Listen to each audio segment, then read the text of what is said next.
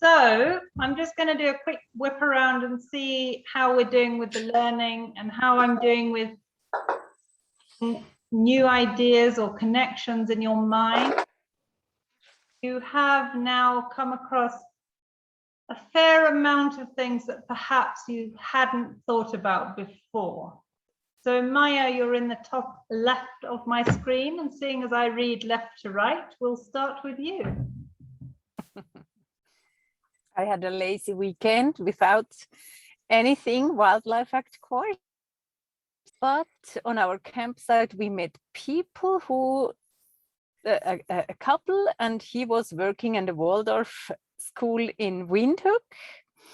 So we talked a lot about Africa, a lot about schools, a lot of community projects, because it's always in the mind and thinking and doing. Yes, but no new ideas at the moment. Okay, well, that's all right, but you at least could keep the conversation flowing because you had all sorts of knowledge behind you. Yes. Cornelia.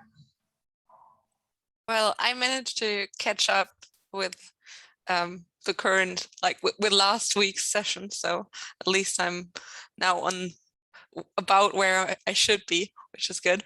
But I found it so fascinating how much of it is basically business. And I've had to take a few business classes with my master's degree that I didn't want to take because it's not very much my thing. But I was like, okay, yeah, I've learned about this stuff. So I think I made some connections to my job there.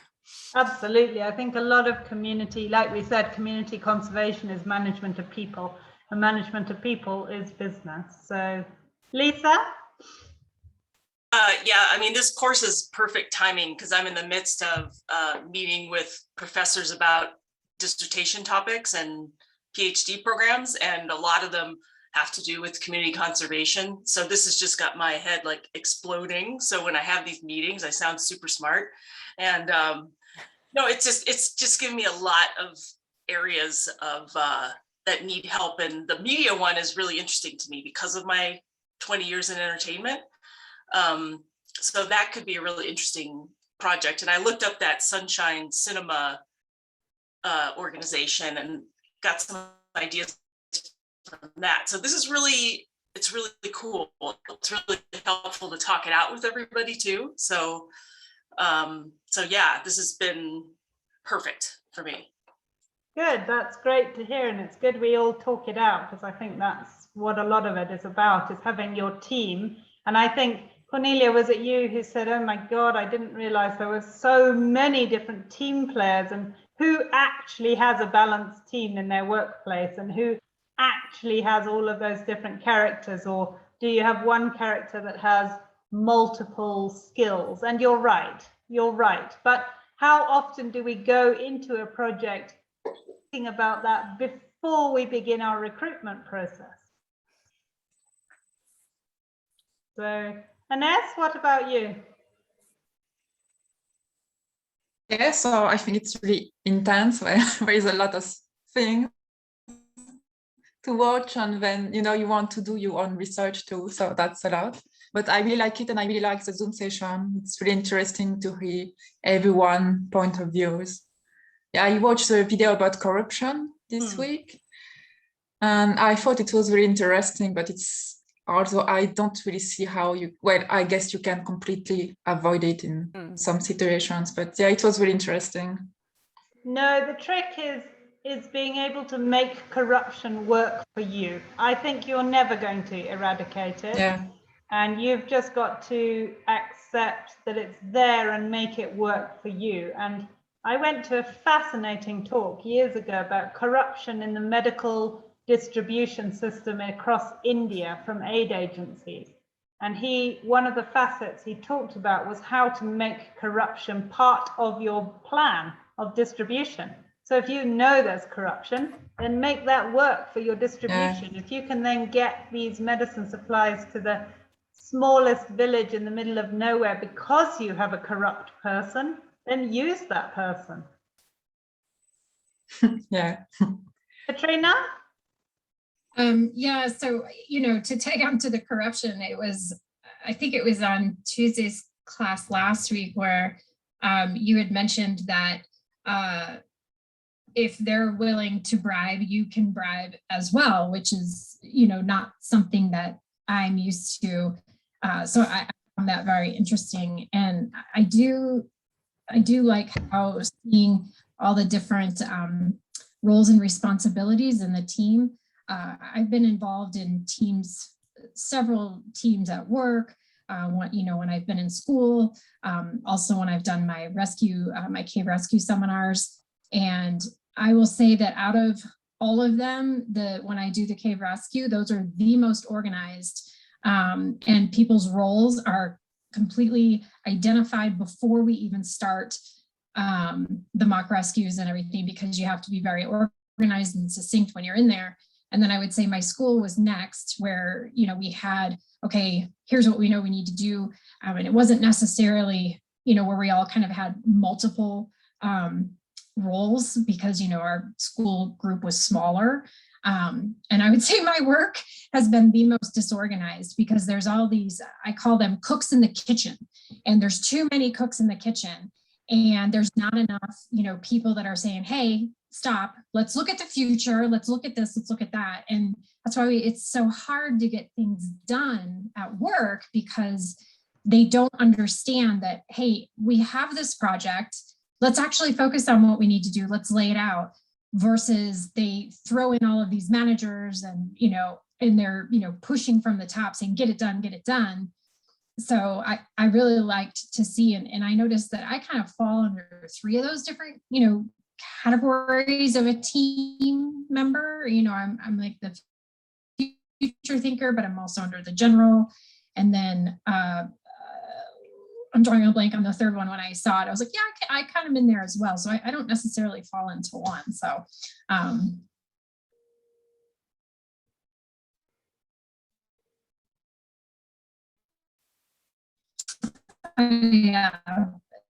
yeah, I really, I'm looking forward to hearing it more from a conservation standpoint, because I think when COVID happened, we did see more in the media about the wildlife trade, but there still wasn't a lot.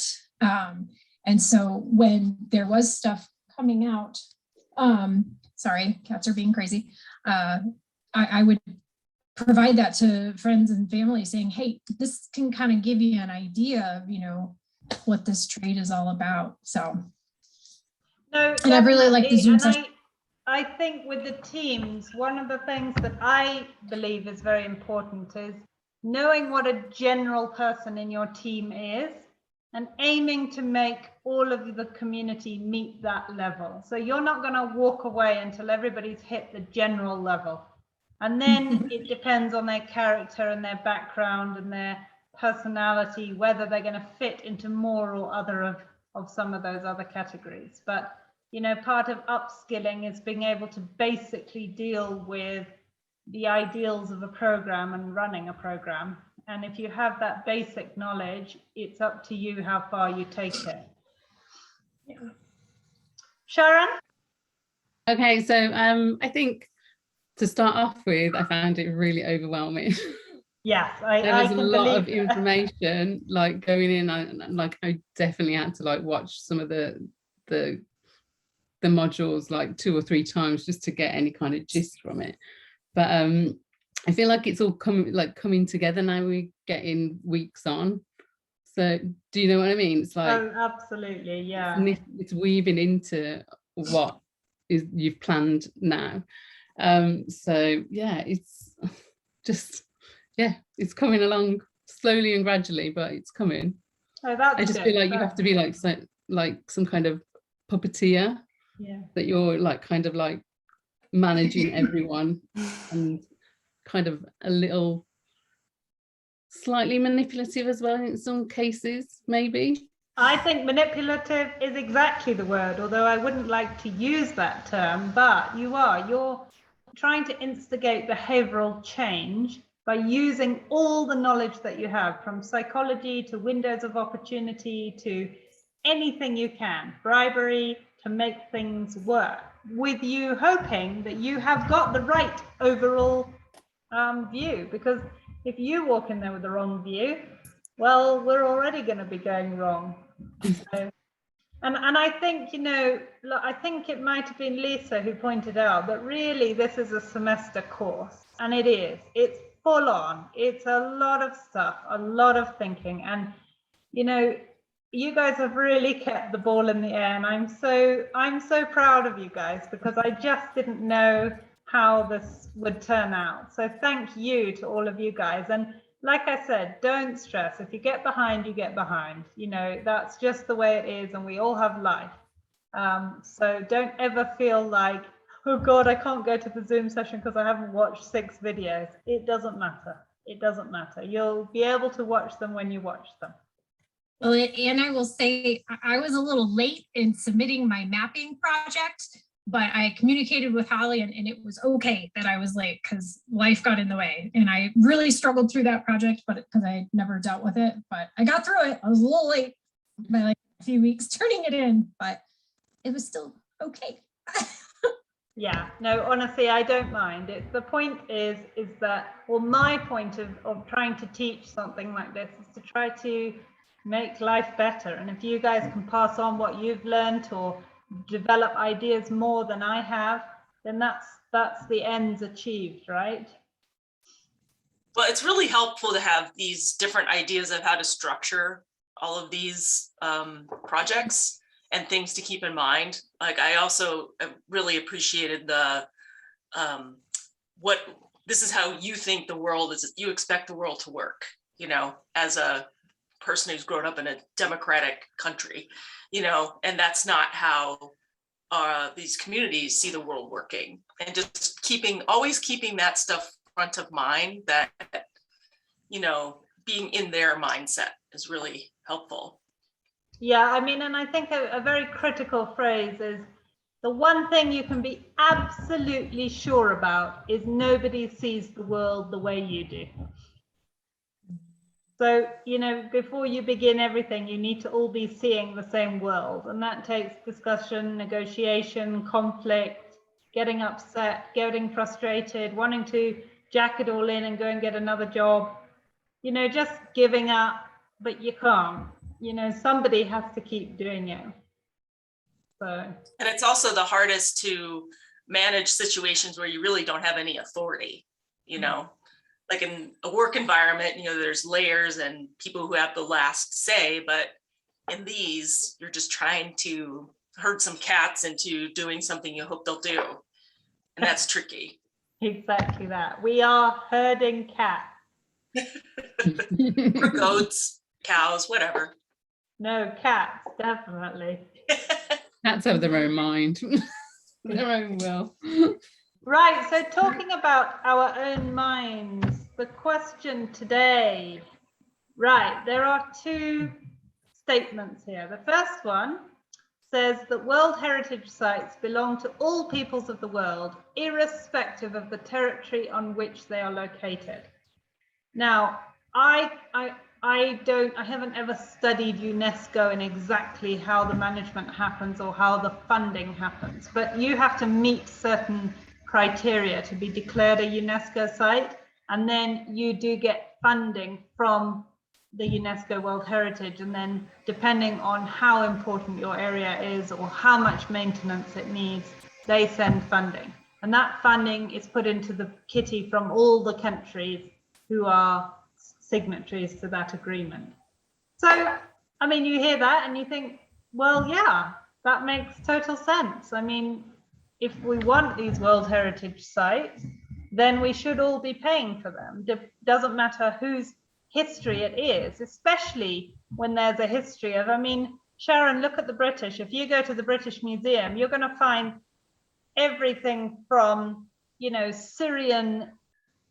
things from Syrian history to, in fact, I know that one of the king of Uganda, his private parts are in a museum in Britain because they decided they wanted those. I mean, you know, there's a lot to answer for all these countries. So yeah, everyone should be paying for everything. But then you hear Garth Owen Smith. Now, he is incredibly famous for his success in community-driven conservation initiatives. He actually died, I think, just when lockdown started, if I recall. An inspiring man. And he says that Africa's wildlife does not belong to the world. It belongs to Africa. It is an African resource to be used by Africans. Decisions about African wildlife will not be made in Washington or Geneva. They will be made in Africa.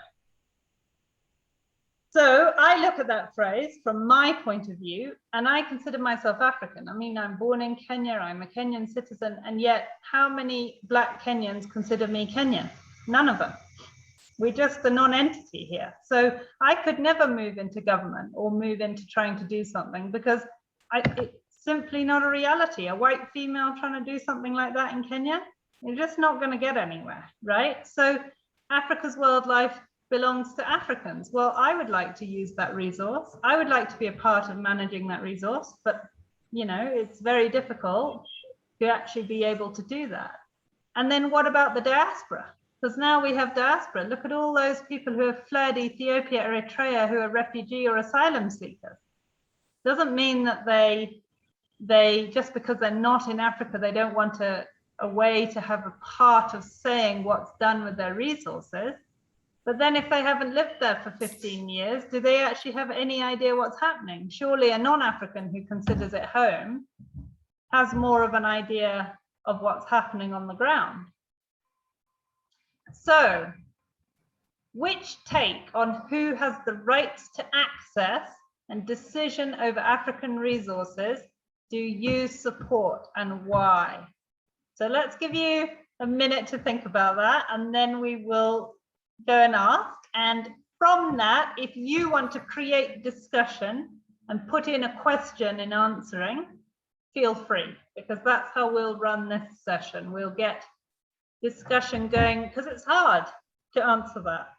It depends what day of the week, it depends where I am. I mean, Victoria Falls is a World Heritage Site, and there's thousands of tourists who go there. You know, but how do you then tell traditional leaders, all right, well, you want the money that comes in from the tourists, but we want 2/3 of that to go into the pot of World Heritage Sites, because there's a World Heritage Site in Syria that no one can visit right now because it's in war, but they still need money to make sure that that site is being protected. So just because you don't have war and you can have people visiting Vic Falls doesn't mean you should have all the money. And the leader goes, oh, well, hold on, this is our site, this is an African resource, so we should have the money from this site. And then COVID happens, no tourists, where's our money?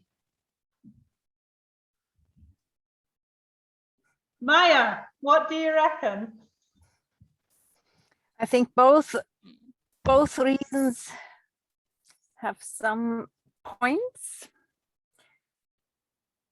I'd rather like number 2, but maybe one solution would be to just give a percentage of the income of all the tourists of the World Heritage Site to the budget of UNESCO, and the rest goes to the owners, which I would say are the locals. But then in saying that, you're saying that one heritage site is more important than another. Why? If it's a percentage you give when you earn the money from the tourists, you give it back to UNESCO and can give it to other heritage sites who need it more. Okay, so that makes sense. Leveling. But let's talk about the tax system of the wealthy in Switzerland. So do you think if you are a very high earner, you should be paying more tax or less? I think we shouldn't discuss that here now. But basically, you're but that's the way it works. Victoria Falls is a high earning individual. He earns big money and probably does a bit of money laundering as well. So he's not even paying taxes on everything he earns. And yet poor old, person in Syria or site in Syria is paying their dues, but they don't earn very much, but they're still paying the same amount of tax.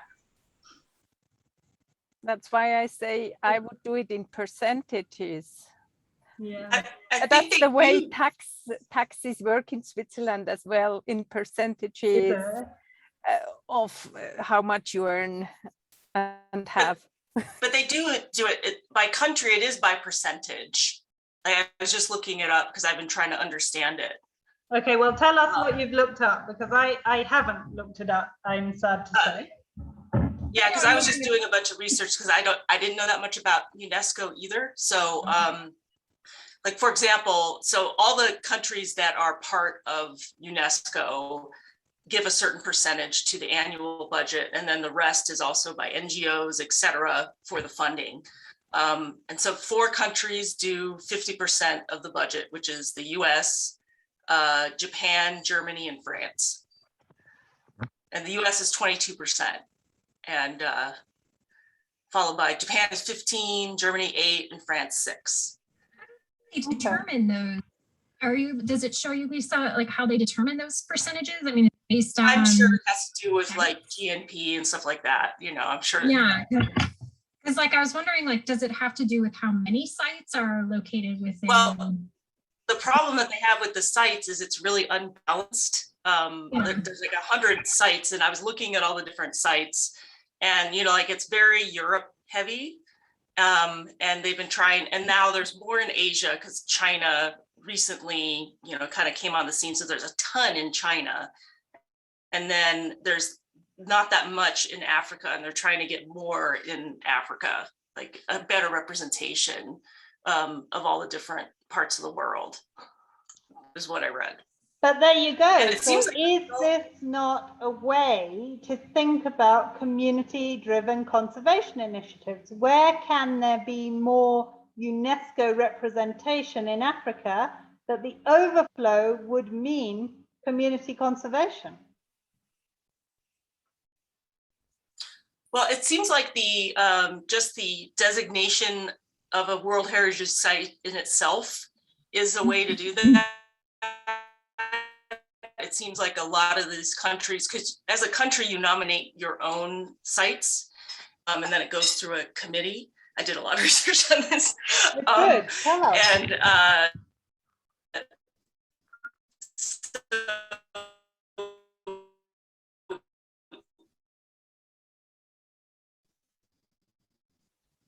it's a marketing tool for tourists. So it's a way to generate revenue, but then that comes at a cost because there's greed. And there's a book I've been reading, it's really good, on over tourism, and it has that of World Heritage sites. And like for Machu Picchu, for example, is just like out of control, like with how many people are on it. And look at Everest. Everest isn't a World Heritage site, but look at the congestion on Everest when people are trying to summit. Like, it's out of control, but it's the greed of wanting the money and bringing in the money. So maybe we need to set up some sort of UNESCO that's only African, that can kind of, link these sites and create a footpath of heritage across the continent, where you can follow heritage linked with conservation. So it's more focused on the conservation side of things. So it's a footpath of heritage and conservation, linking traditional communities across the continent, So my experience of UNESCO is at the moment at a pretty low ebb. I mean, there's Soisambu Conservancy, which I have a lot to do with, managed to get listed Lake Elementaita as a UNESCO. Now, there are certain rules that come with UNESCO, and pretty much every single one has now been flouted. UNESCO allowed this massive transmission line to be put through. The number of bird fatalities is unbelievable. In fact, they tagged an auger buzzard last week. Within a week, it had hit the lines and been killed. So, you know, it's just that they keep allowing these things. Now they've allowed the safari rally. They've signed an agreement for the next 10 years to have the rally going through a UNESCO area. You know, I'm not sure that that really counts as conservation. So I think UNESCO is like the UN in many cases. It's a great big name with a lot of corruption and mismanagement, or just dysfunctioning systems within it. I agree, because my experience, like with the UN studying, is CITES, obviously. And the problem with CITES, and I'm sure it's the same with UNESCO and every other part of it, is with illegal trafficking, they have sanctions and these countries have signed on to follow these rules, but they don't. And then the sanctions aren't ever put in place. The punishments are never doled out. So there really is no repercussions. And it's really a self-policing thing, because you can't control multiple countries. You know, that's the whole point of sovereignty. So it's really kind of a honor system, and you know, not everyone's doing it. It doesn't work with overpopulation, because you know they've traced this in that once your community goes over 150 people that you are close to, that you know, that you interact with, once it goes over that number, you start lying. Even without realizing it, you start going, oh, I'm really sorry, I can't come for tea today. I've got to go and see old Julian. Well, they don't know who Julian is, and they don't know that you don't know who Julian is, and they're not going for tea with him. You know, so you start doing things like that, and 150 seems to be a number when you start, communities start fracturing. And maybe that's, you know, one of the reasons people started exploring and going off in their family groups, because you simply cannot maintain trust. And in fact, religion is a way to maintain that. You create a sort of overarching feel that you're part of a community and there's somebody watching you and seeing you. And it's a way to keep a community together, which is much needed, because you don't want to feel like you're on your own, especially if something like the Black Death comes through. You know, you need that cohesiveness of community. Cornelia, what do you reckon to all this? Well, I like that you brought up the number of 150, because basically I can connect that with work again. And they found out that if you have to work on big projects, that's about the number of people that you can put into one area. And then they tried to basically use that and say, okay, so we take 120 people that work together, because they all know each other, at least somewhat, so they can work together well, and they can all know about 10 people from 2 other groups. So you have the connection, like an interconnection between groups. And so they tried to set up a network where everybody knows at least one other community, basically, and can so feel like part of something bigger, but not feel like they can just lie about everything, because there's at least 10 other people that know somebody from that community as well. So it might still get out. By the way, there's actually 1,154 heritage sites. In the world. 900 are cultural and 218 are natural. So there's 2 different designations as well. But anyway, that's a ton. So how could they, I mean, perhaps this is a too simplistic way to look at it, but how can they even consider Africa's wildlife as part of that? It's wildlife, it's not yeah, it's an ecosystem. So you can protect environments like Amazon and the Victoria Falls, stuff like that. Yeah, so I guess I'm a little confused on that, just because to me it's wildlife. It's very like, well, Australian wildlife, we don't, that wildlife, you know, there, it isn't anywhere else, you know, in the world, unless it's, you know, at a zoo or, you know, something like that. But, you know, kangaroos and wallabies and, you know, they're all specific to Australia. So how would that be any different if but I think they're you know, looking at it between the two, so you've got the first statement, which is specifically UNESCO World Heritage. But what Garth Owen Smith is talking about is not UNESCO. He's just saying wildlife. So, you know, I am sort of asking you to look, because you can agree with both. There's no reason why you can't say, well, both statements stand true. I do believe that we should all be paying into World Heritage sites, but I also believe that Africa's wildlife belongs to Africa. But at the same time, you have situations in some countries, and especially if we go back 100 years, where, you know, colonialism had made sure there were not people who had the training to take over sort of projects. So therefore, how can it belong to someone who has no training or any kind of overview? You know, we're talking about livelihood approach or a future vision of where it could go. Then you need someone who's going to help with training, who's going to help with knowledge and being an asset, and then hand over to the community. But what we've got in Africa, and we have to acknowledge it, is we've got greed and corruption and these wealthy who just want more wealth.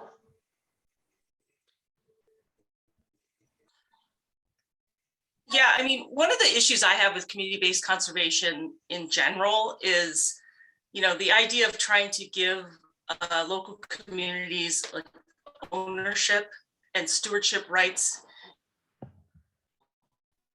I just don't see that, you know, Namibians, and I think Kenya somewhat, but most of these countries in Africa, like if the governments are corrupt and if there's value in the wildlife in those areas, they're not going to give up any power decision making to local tribes. They're going to want it for themselves, right?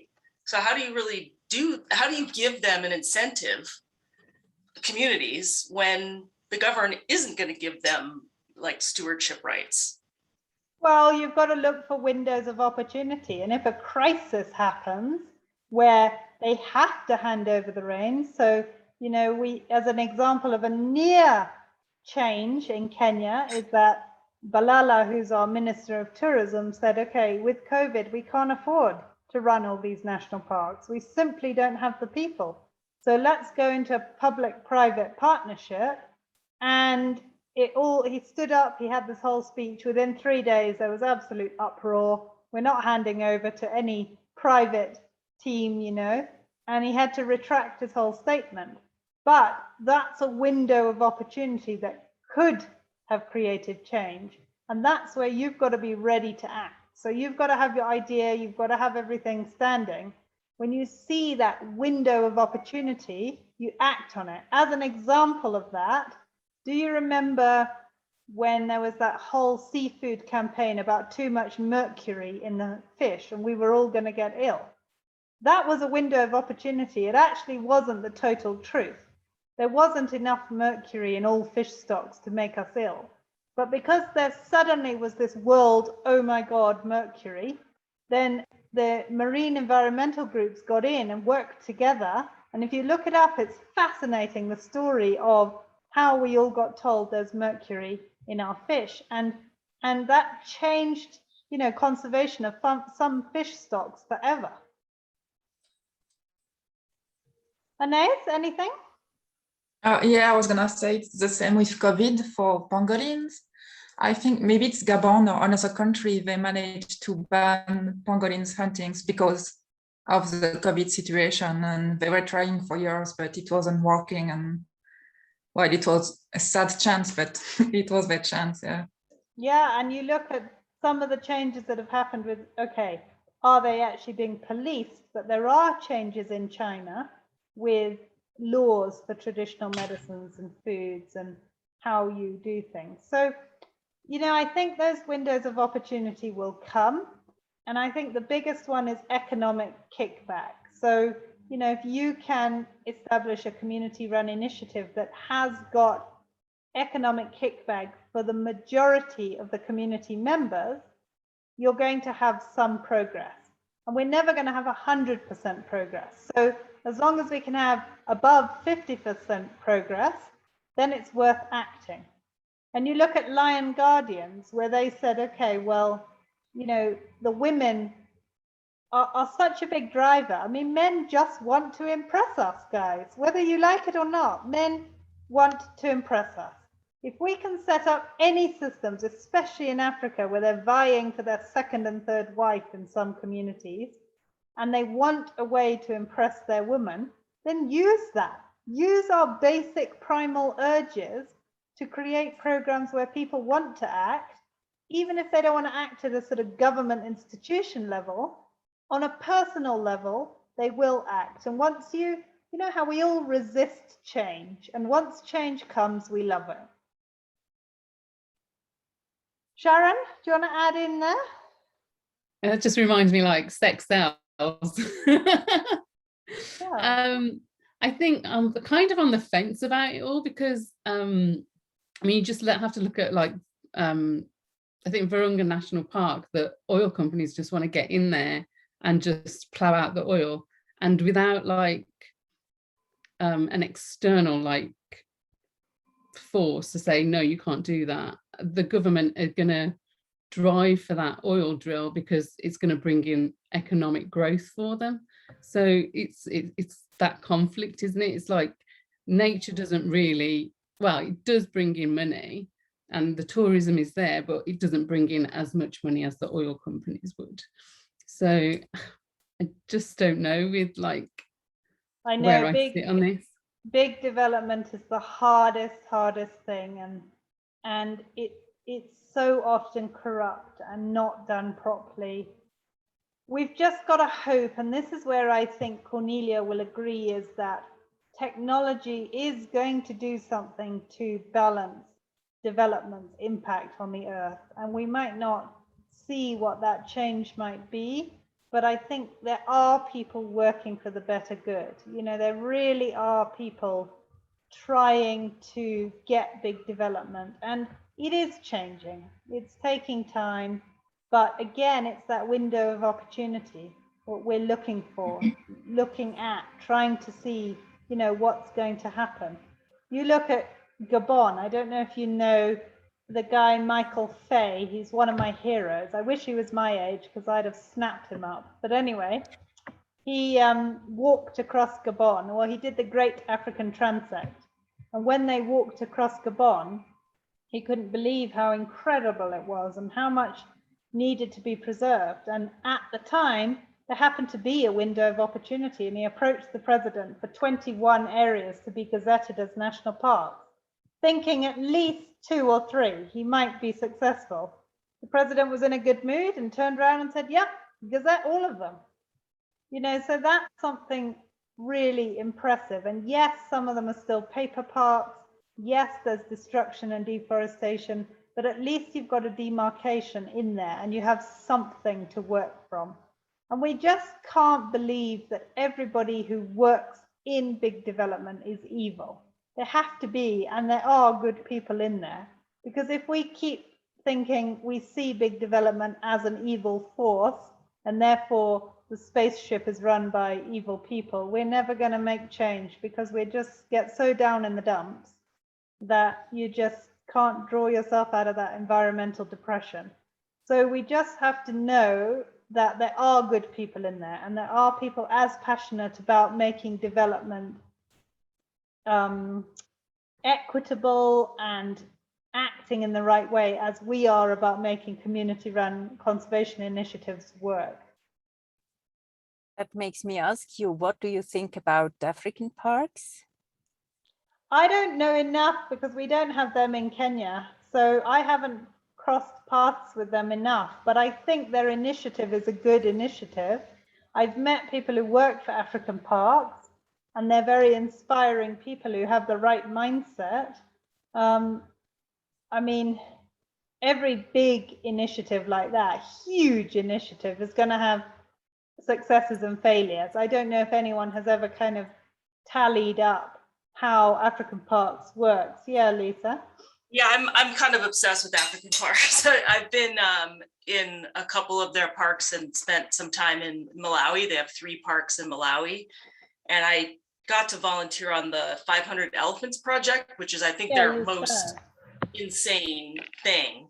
But it's super corporate. I mean, it's a crazy funded. I mean, I don't know if you just saw that the Walmart founder just donated like $1 bazillion endowment to African parks like a week ago. So I was shocked at how corporate it is. I think like once you get so big like that, it becomes, you know, just like almost any other corporation. And they're very tight with information, which is frustrating because I can't imagine the kind of databases of research that they have if they don't share it. Even when I was working in the park, I couldn't get the data on that park, which is so annoying.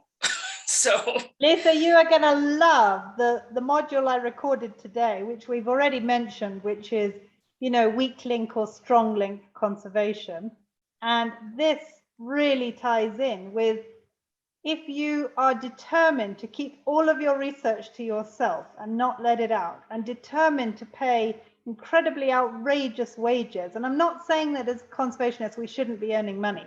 We should be earning a wage that we can live on and make use of, but we shouldn't be earning. I just got a job interview, and he asked me how much would I like, because the previous interviewee had asked for 20,000 euros a month. And I said, well, I wasn't going to ask for that much. And he said, well, this guy has turned down the job because he has just taken a job with the UNEP at 18,000 euros a month. wow. Right. So if UNEP is paying people that, and that's one person, you know, where is our money going? And is it going to the right places? Because then we're basically, and this is where the weak link, strong link comes in. There's a mosquito somewhere. Is that, imagine you've got a football team and a basketball team, right? Are you going to invest? Think of Premier League football. They're paying thousands. In fact, I don't even know how much money for their top players. And yet football is a weak link game. To get the ball from one end of the field to the other, it relies on your weakest player, because you've got to do that number of passes. So really, you don't need top players. You need a whole load of pretty good players. But basketball, you can pay millions to Michael Jordan, because it doesn't really matter if the rest of your team is shit. As long as they can pass the ball to Jordan, he's going to dribble all the way to the end of the court and get a goal, right? So if we think of conservation, are we a weak link or a strong link game? Does our conservation across the continent depend on our weakest conservation players or our strongest conservation players? And if our strongest players have all the funding, all the research that they're hoarding and not letting go, all the technology from night vision goggles to apps to helicopters to canine things, well, great, we're going to have a few protected areas with no wildlife corridors because nobody's bothered to you know, at least get most of the communities to a little bit preserve what they've got, that animals can get through and plants can grow and insects can thrive.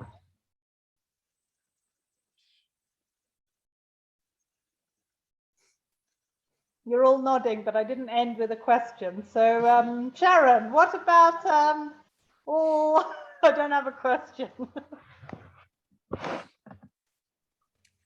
I don't know.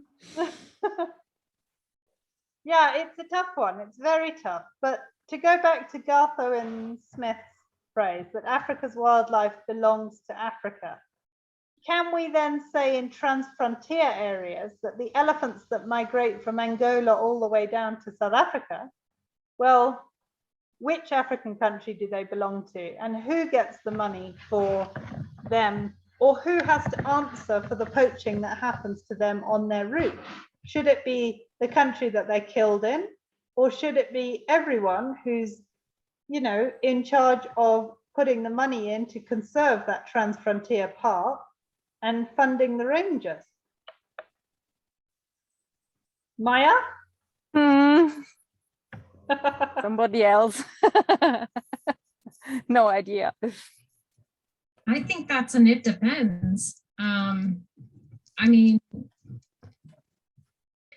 so, okay, they're in country A and they migrate down to country B. So I kind of think both of those countries are responsible for the time that those elephants are in their respective countries. But I don't like for the poaching that happens from point A to point B, that I'm not sure on, but I do think that the countries, while they're in there, should be the ones responsible while they're there. And so obviously, it's not going to be it's probably not going to be a 50-50 where they're country A and then country B. So that would have to be probably adjusted based on how long they're in, the two locations. But the poaching, I don't know if that's something where I doubt country A and B would want to come to like an agreement to where they would be responsible, just to ensure that, because the countries in between, they're going to say, well, why are we responsible? They don't actually, they're just passing through. And if we say that, for example, let's say country B is very wealthy and can afford to really make sure that they've got an anti-poaching team and everything, and country A that they're bordering is incredibly underdeveloped and poverty stricken, and the driving force of the poaching is poverty. So if they want to stop the poaching so the animals can still migrate down into their rich country, they should be funding community initiatives to try and lessen poverty in country A so that they can still get the wildlife coming down. Yeah, I like that. I think that that's definitely something that, who knows, maybe that is currently happening. I don't know, but that does, bring up a very good point that if they want the wildlife, then they'll try to figure out what they can do to work with that other country and work with the communities. So, I like that approach. Holly, I have a question. Since you're Kenyan, I'm thinking about the Tanzania-Kenyan, shared border, which is, Serengeti and Masai Mara. When I went like 20 years ago in Kenya, they were telling us that in Tanzania, they were setting fires to keep the animals from migrating into Kenya, to keep them in Tanzania longer. Is that true? Have you heard of stuff like that? Or is that not true? I don't even know. I have heard of that. I think where there's smoke, there's fire. So I think there's always an element of truth to that. Literally. I also think that it's one of these urban legends. Every single time the migration happens, all those legends start, and everybody starts talking about what the Tanzanians are doing, and Tanzanians start talking about what the Kenyans are doing. And it's now that we've all got WhatsApp, the things that are sent around are quite ridiculous. So I think there's always an element of truth, but there's probably less to do with them trying to stop the migration, because the people setting the fire are the people the Maasai wanting to graze their cows. They want fresh grass. So they're looking at it from their livelihoods. They're not earning the tourist dollar just because the tourists are there. So what is the dynamic between Tanzania and Kenya with regards to the park? It changes year by year. Certainly, now that we have an increase in motorbikes, there's a lot of motorbike theft, and they're safer across the border. So they race into Kenya, rob the tourists at gunpoint, leap back across the border, and no one can get them in Tanzania. So, that's one thing. When the gangs are active, and I didn't kind of really comprehend until quite recently how important the CID, the sort of intense police department within each mobile phone company. So, we have Safaricom and Airtel as the main ones, and each of them have to have a CID police department that collaborates with anti-poaching, with law enforcement, because by tracking phones, where gangs are operating. By tracking where the members of each gang are, so when the gang members are separate, that a crime probably isn't going to happen. But when they start coming together and you get an alarm saying, right, 5 of that gang of 7 are now in the same town, now you've got to collaborate with police and get police on the roads, because something's about to happen. And there's a lot of collaboration with anti-poaching units. You know, so, and Masai Mara is very tricky because it's not a government-run park, nor is Serengeti. So, you know, you've got a lot of community members who are up to no good, really up to no good. Masai Mara is pretty horrific for that. So trying to manage all of that, and then, you know, think about your tourism numbers. So are you going for high density tourism, which they do in the Mara, which is in ecologically catastrophic, you know, or do you want to do Botswana's way of fewer people paying very high amounts? But even for us, like, I can barely afford to go to the Mara. It's outrageous, the prices that they charge. But if you buy it as a package holiday, you don't realize how the prices affect us. That doesn't really answer your question, I know, but there's a lot more that comes into play with unfenced protected areas, because they are hideouts for gangs that are not involved in wildlife smuggling, but in robbing people as well. So you've got to have a level of interaction that goes on, you know, between normal urban or police departments and protected area managers or communities within protected areas, right? And the people selling motorbikes, you know, and number plate swappers and everything else that goes with it. I mean, it does seem like weakest link fits in that regard for sure, because like I know, like with Kruger and, you know, poachers just like sneak through Zimbabwe instead of South Africa and poach and leave, you know, same type of thing. So I think whoever brought it up is a good point, that you kind of need to fund the weakest link to raise it up to the level of the stronger link, I guess. Yeah, I mean, that's what I believe, but it might not be when you get there what you believe. It might be something different, or a case-by-case basis. Yeah.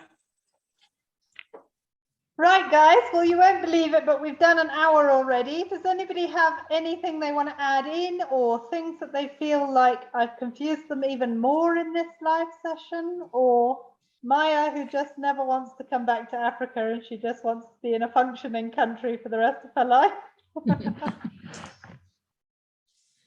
I just wanted to tell you, it's so interesting when you tell us about your life or your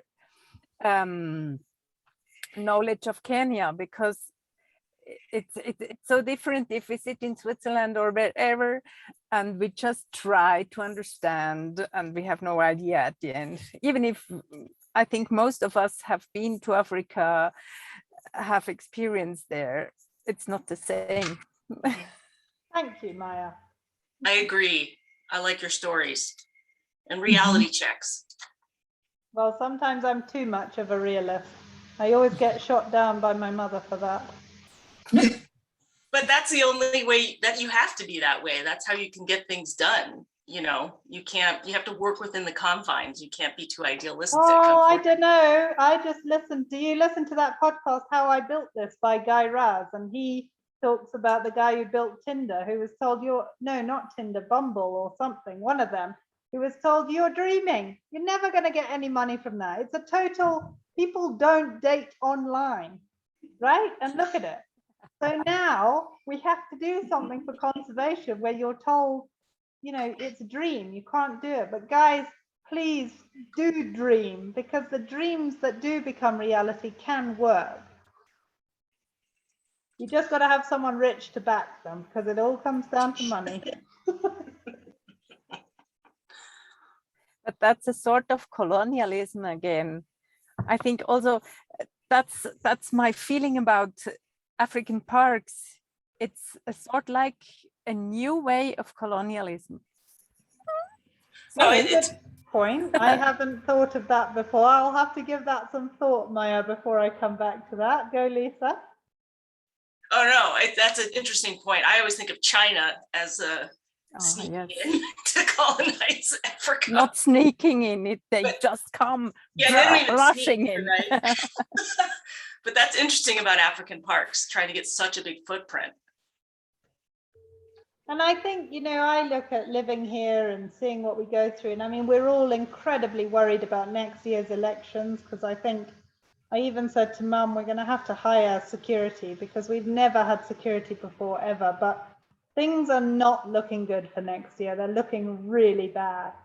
And the more you're involved in these things and this violence and this lack of understanding of what your constitutional rights are, and the biggest thing is the number of young unemployed men, you know, who have nothing to lose. They don't have a home, they don't have a wife, they don't have, their families have said it's time to move out, buddy. You know, we can't support you anymore. They're living on the street, they're trying to find what jobs they can.